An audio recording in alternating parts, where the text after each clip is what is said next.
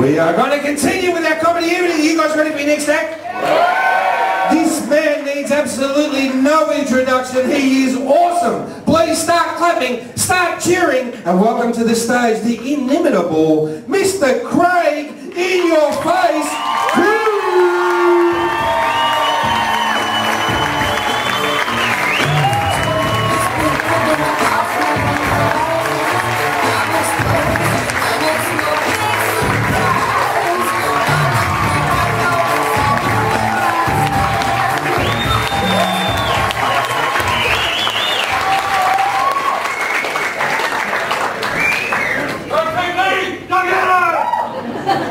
I'm not using the bottle, but they will do it, but so do I.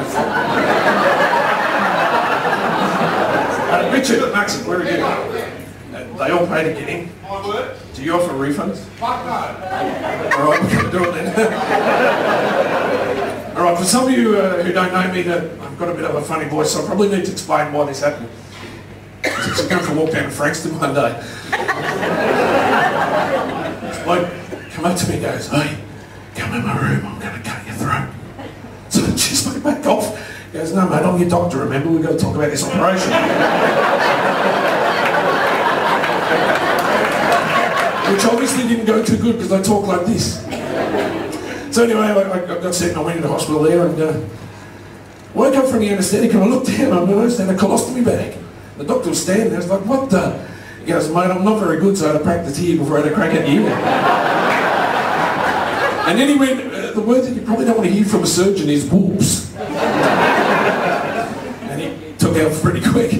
And I looked around on my bedside table and my wallet was gone, my watch was missing, he nicked my clothes as well. I thought, true to form, being in Frankston, had my throat cut, and now I've been robbed.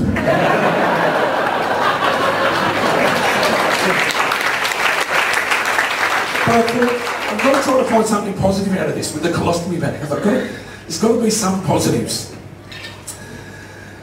The first thing I thought, we're going to save a truckload of money on toilet paper. Especially how I go through the stuff. And my wife... That wasn't grown from my wife. Alright, if you want it grown, I'll give you something to groan about.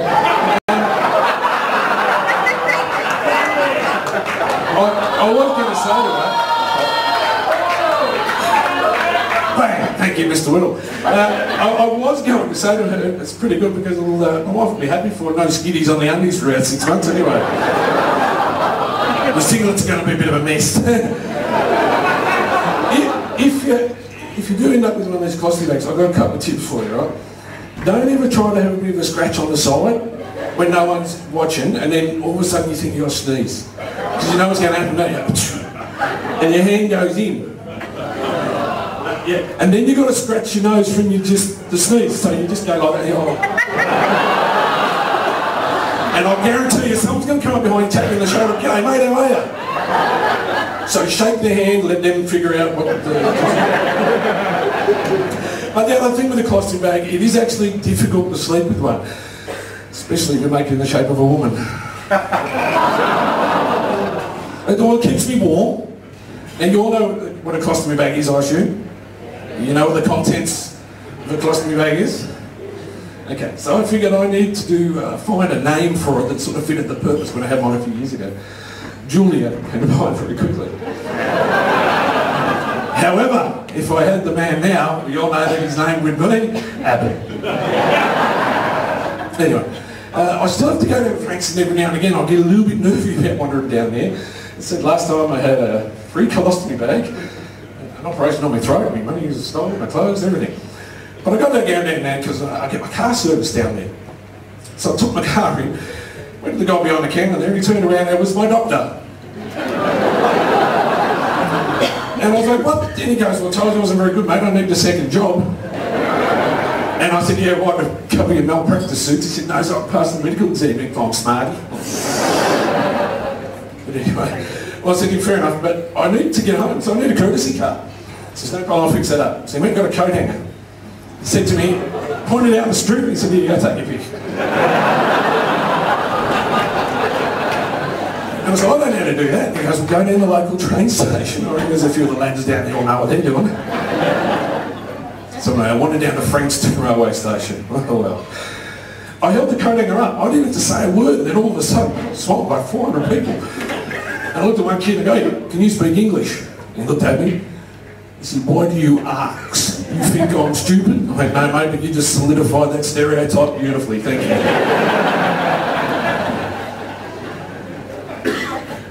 "Which car do you want?" I'll take that whole Malibu over there. Whole Malibu, it's like a flipping hamburger. But you know, it's a car apparently, nice car. He then said, "Do you want it air conditioned?" I said, "Absolutely." So I grabbed a brick, slammed it through the back window, air conditioned. You might have noticed as I walk it'll be having a little bit of lip happening at the moment. A couple of weeks ago, I had the unfortunate incident I had to go to hospital. Some people know what's coming, obviously. I noticed some of these guys do that too, so I'll do that. And they move this.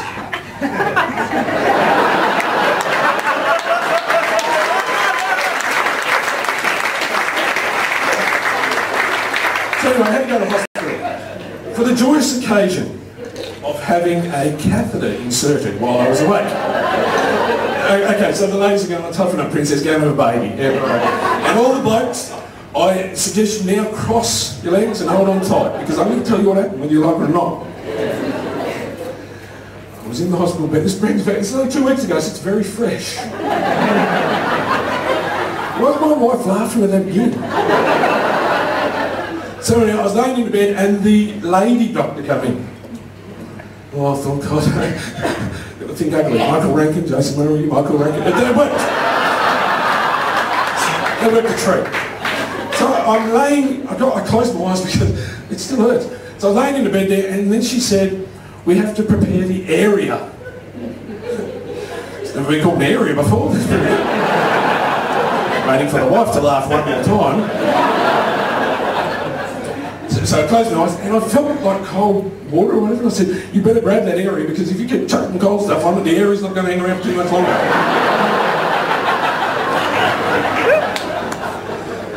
So she grabbed the area, the now reduced area, and she got the thing and she started. The first bit went in. It was like, "Oh, I just got to feel it." Then she put the next bit and I gave a bit of a jump. And she said, "Do you want me to take it slower?" Yeah. Take it slower. Take it as long as you want. It's great fun. Stupid freaking question. And I said, "Right, no, hurry up, let's go." She goes, "Well, I've still got 10 centimetres to go." I went, "Oh, that's not bad." Then I think that's on the inside, so it doesn't count. So I said, "Come on, hurry up, let's go." So I grabbed the side of the bed like a fat key hanging on the last bit of cake on earth for my backwards. So come on. And she bang in the fucking. So I let out a bit of a scream. And you know, she goes, "What's wrong? What's wrong?" "What's wrong?" "Oh, I'm worried about the state of the economy, mate. The weather's changing. My kids are at home knocking off all my chocolate, I assume. And I forgot to put my footy tips in. That's what's wrong." It's got nothing to do with the fact, dear lady, that you just grabbed a garden hose with the texture of a cheese grater and ragged it up my piddler-tube to the top of my head. That's not a concern.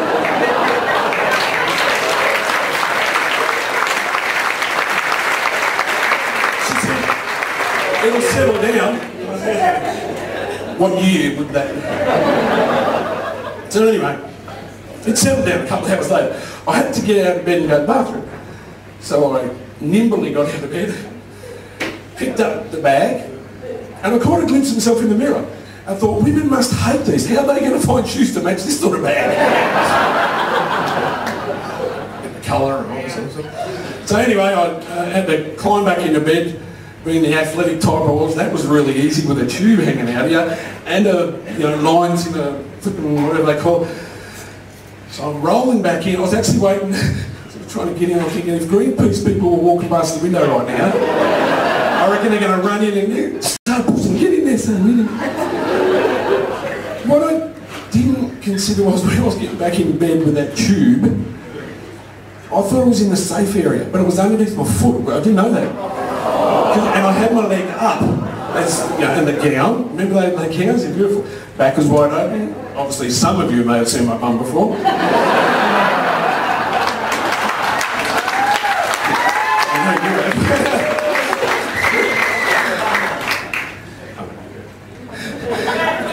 Thank you. So I stretched out with my foot. Then I realised, uh-oh. And I let out another noise and the nurse said, "What was that?" I said, "That would be the sound of that tube scraping the back of my eyeballs and slamming into my heart." And what did she say? "Oh, don't worry, it'll settle." They teach that in nursing, I reckon, don't worry, it'll settle. Yeah, anyway, so it did settle. Following day, she came in and she said, "Good news, Mr. Coombes, we can take the bag out if you want." If I want. No, we're good friends, they leave the flipping thing. It's a really easy thing to handle and run around town with. But I said, "Yeah, take it out. Get it out now." She said, "All right, on the count of 3. I said, "No, because what you're going to do is pull it on 2. I've had this before. And you know what's going to happen? I'm going to tighten up tighter than the full valve of a fish with diarrhea." So I said to her, "We'll come to an agreement. Count to 10, pick a number anywhere else in there we go." All right. Off we go. 1, 2, 3, 4, 5, 6, 7. And on 8, I tensed. She pulled the flipping thing out like she's starting a whippersnapper. And then she had a crack. "Why did you tense?" I said, "Yeah, 8, 9, 10, 3 numbers left. That one of them. I can't count. 8, 9, 10. Why didn't you do it on 4 or 5? I thought you might have guessed that one." Oh.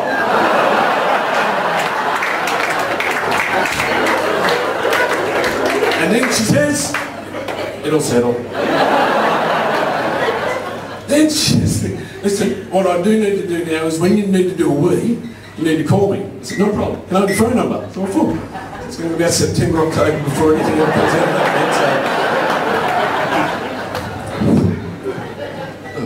So now I'm leaving Frankston, go back to the car.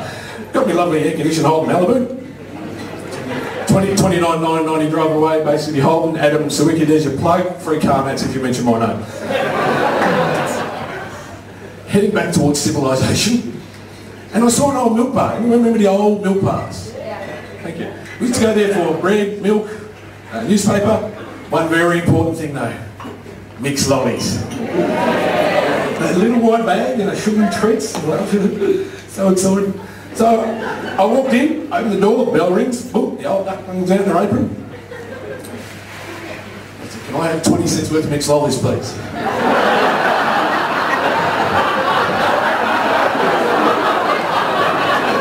She done. I said, "You haven't been in a milk bar for a while, have you, mate?" "I didn't know." So she got a red skin. She unwrapped it. Here, I licked that once, 20 cents. Oh, by the way, you know what the most popular selling lolly in Afghanistani 7-Eleven is? Sherbet bowls. Favourite dessert? Bombalasca. Not anything, to be honest, I suppose. Anyway, I jumped back in my car again and get out of that area. I thought, hang on to the past too long here. I really got to get a bit more modernised. So I started listening to a bit of modern music. And one of my favourites I've got to admit is that young Greek girl, Miley Cyrus. You might remember her.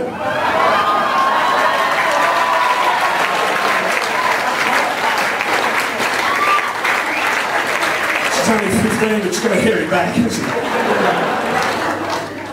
Wrecking balls. And a couple of weeks ago, very apt, because that flipping nurse and had wrecked mine. I still feel it. Okay, now I've got to get up at the one time. Yep. I'm going to go to a day spa. You know those fancy, you know, look after you. Went into one and they have a menu. It's like, oh, that's pretty cool. And I saw a thing that said milk bath. I said to the lady, "Cool, I have chocolate." And she's like, I can't do it once, she's desperate anyway. She said, "No, we only have a plan." No problem. Wait there and we'll get it sorted. She picked the phone up. She rang someone and said, We need a couple more crates of milk and get the old cow. We've got a big one here.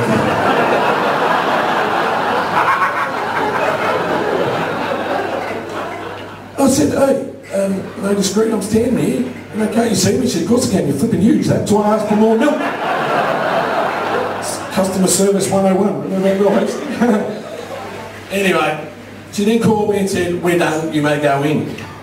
So I walked in, there was 200 of those 2-litre plastic milk bottles on the floor. But Jesus, she was trying to send a message. That wasn't the worst part, I picked it up, flipping skinny milk.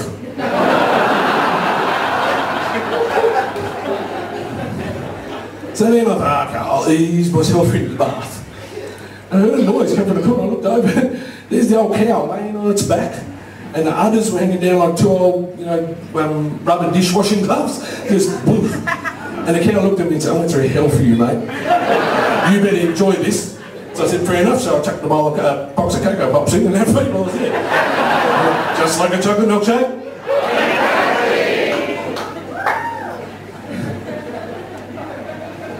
Yeah, somebody read my notes.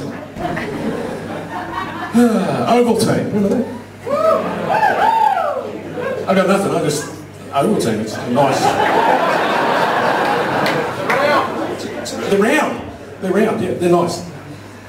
While I was soaking myself in the bath, it's a nice image, isn't it? My wife laughed again. We have a habit in Australia normally shortcutting things. One of the guys does a routine about using words a bit shorter, but I've noticed a little bit of a trend at the moment. We're using 6 words to say one 4-letter word. I'll give you an example. Busy, we say, flat out like a lizard drinking. Fast, like a rat up a rafter. Liar, that is not my boogie board.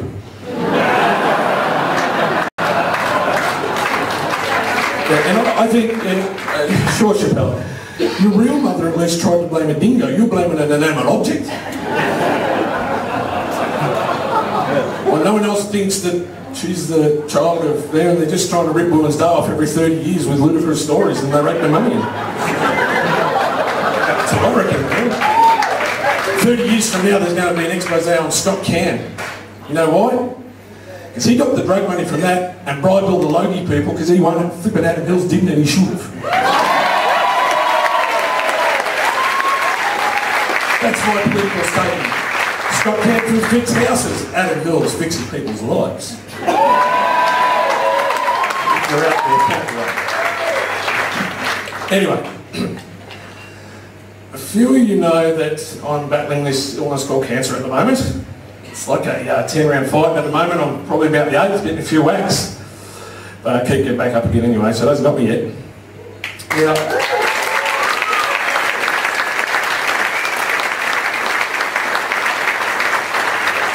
I was told about 20 months ago that I had 15 months to live, so my maths means I'm 5 months old. Biggest, baddest, scariest 5-month-old baby you've ever seen, no? I don't reckon there's any volunteers come and sit on my lap, couldn't sit on for the show. Anyone? Connie? Oh, say good night everyone, it's been a great night. See you later. That's the best offer I think I've ever had. Sorry, Janine. Sorry, Richard.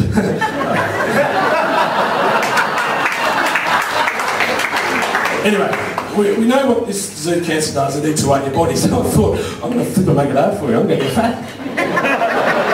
Now, I'm waiting, fatter. Because I've been a medical project for many years trying to...